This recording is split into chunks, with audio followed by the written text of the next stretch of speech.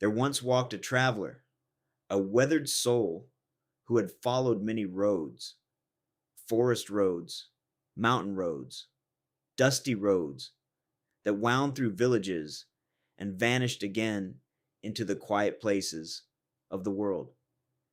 And along those roads, the traveler discovered that the world had a curious habit of whispering small truths to those who walked slowly enough to hear them. One evening, as twilight settled into the trees, the traveler came upon a quiet river.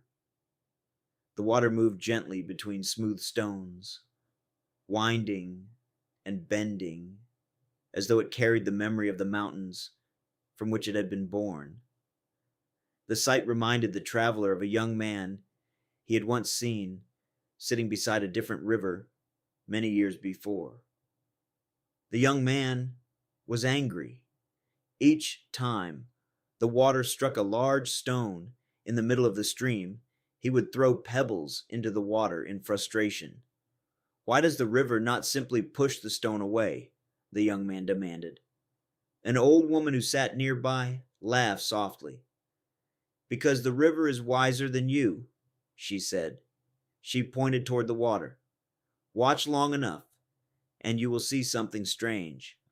The river never fights the stone. It simply continues."